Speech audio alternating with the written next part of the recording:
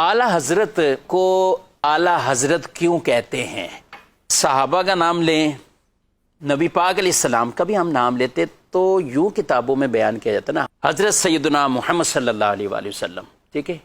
नबी पाक अलैहिस्सलाम का नाम आता है तो भी ये सहाबाई कराम। अच्छा, हजरत इमाम अबू हनीफा, इन सब के लिए हम ये बोलते हैं। और इमाम अहले सुन्नत का जब आता है तो वहाँ हजरत इमाम अहमद रज़ा ये भी बोला जाता है, लिखा जाता है, लेकिन जो इनका एक लक़ब मशहूर आला हजरत, क्या है ये? बिस्मिल्लाहिर्रहमानिर्रहीम। देखिए, सबसे पहले तो आला ये बड़े को बोलते हैं, बुलंद को, अज़मत वाले को बोलते हैं। तो आला हज़रत का मतलब ये हुआ बड़े हज़रत। इमाम अहले सुन्नत रहमतुल्लाहि तआला अलैह के दौर में आपको बड़े मौलाना साहब कहा जाता था आम तौर पर। अच्छा, अब ये जो आपने ख़ुद इब्तिदा फरमा दी इस हवाले से कि नबी के करीम सल्लल्लाहु तआला अलैहि वसल्लम के नाम के साथ हम देखें तो आम तौर पे हज़रत सैयदना मोहम्मद रसूलुल्लाह सल्लल्लाहु अलैहि वसल्लम के अल्फाज इस्तेमाल किए जाते हैं, या हज़रत सैयदना अबू बकर सिद्दीक़ रदी अल्लाह तआला अन्हु, हज़रत सैयदना अली अल मुर्तज़ा रदी अल्लाह तआला अन्हु, सबके साथ हज़रत के लफ्ज़ इस्तेमाल किए जाते हैं। और आला हज़रत के साथ जो है वो आला हज़रत का लफ्ज़ हम इस्तेमाल करते हैं। तो इस पर बाज़ लोग एतराज़ करते हैं कि आपने आला हज़रत को ये सबसे बड़ा दिया, यानी दीगर को तो आप फ़कत हज़रत कह रहे हैं, और जब इमाम अहले सुन्नत की बात आती है, इमाम अहमद रज़ा की बात आती है, तो आप आला हज़रत ये कहते हैं। तो ये गोया के आला हज़रत को बड़ा देना है, ठीक है। तो ये एतराज़ बिल्कुल बातिल है। असल ये है कि अव्वल तो मैं आपको इसके कुछ इल्ज़ामी जवाबात अर्ज़ कर दूँ कि ऐसे अल्फाज जो होते हैं वो उमूमी तौर पे लक़ब के तौर पे इस्तेमाल होते हैं, ठीक है। और जब लक़ब इस्तेमाल होता है तो उसमें उसके ये नहीं होता कि इस्तिग़राक़ी, यानी उसके तमाम के तमाम अफराद यहाँ पर मुराद हों, बल्कि एक मख़सूस तबका वहाँ पर मुराद होता है। इसकी मिसाल लीजिए, मिसाल के तौर पर हज़रत सैयदना हसन मुज्तबा रदी अल्लाह तआला अन्हु, जो नबी के करीम सल्लल्लाहु तआला अलैहि वसल्लम के नवासे हैं और जन्नती नौजवानों के सरदार हैं, लेकिन जब हम उनका नाम लेते हैं तो हम कहते हैं सैयदना इमाम हसन मुज्तबा, ठीक है।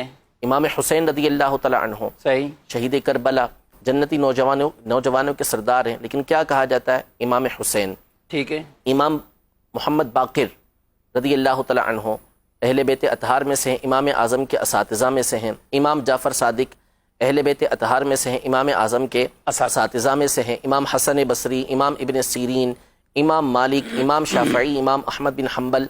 आप ताबईन के नाम के साथ चलते चले जाएँ कि अकाबिर ताबईन जो हैं या तबअ ताबईन जो हैं या उनके बाद के अफराद हैं, तो उनके साथ हम बोलते हैं इमाम।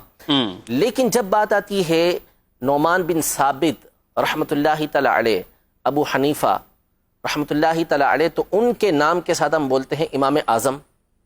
आज़म और आला का माना एक ही है, यानी बड़े इमाम। तो अब कोई ये इतराज़ करे कि यार आपने तो इमाम आज़म को इमाम हसन मुज्तबा से बढ़ा दिया, इमाम हुसैन से बढ़ा दिया, हालांकि ऐसा कोई भी नहीं कहता, ठीक है। ये एक मिसाल हो गई इल्मी एतबार से। अब मिसाल के तौर पर एक और मिसाल दुनियावी एतबार से, हमारे जो कायद हैं, हमारे रहनुमा, सबसे बड़े रहनुमा कौन है? नबी करीम सल्लल्लाहु तआला अलैहि वसल्लम की ज़ात गिरामी। हमारे कायद हम ये कहेंगे कि अबू बकर सिद्दीक़ रदी अल्लाह तआला अन्हु हैं। हमारे कायद खुलफ़ाए राशिदीन हैं। हमारे कायद अहले बैत अतहार हैं। हम कायद कहते हैं कि कायद अहले सुन्नत फ़ुला कायद, फ़ुला कायद, फ़ुला कायद।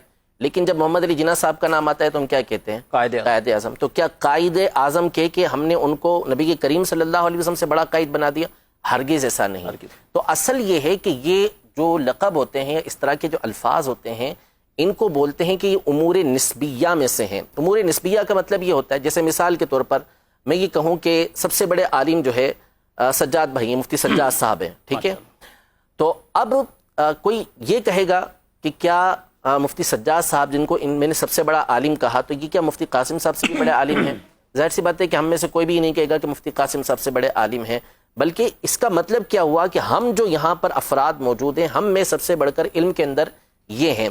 तो इसका मतलब ये है कि इस तरह के अलकाबात जब इस्तेमाल होते हैं तो मखसूस तबका, मखसूस दायरा ये मुराद होता है। तो आला हज़रत इमाम अहले सुन्नत रहमतुल्लाहि तआला अलैह के लिए जब ये लफ्ज़ इस्तेमाल किया जाता है तो इसका मतलब ये होता है कि आप अपने ज़माने के अफराद और अपने माबाद के अफराद के ऊपर फ़ौक़ियत रखते हैं, अपने बाद वाले अफराद के ऊपर आप फ़ाइक़ हैं, बुलंद हैं उनसे علم کے اندر، تقوی کے اندر، عشق کے اندر، ان تمام چیزوں میں اللہ نے آپ کو بلندی عطا فرمائی تھی، اس لیے علماء نے آپ کو اعلیٰ حضرت کا یہ لقب دیا۔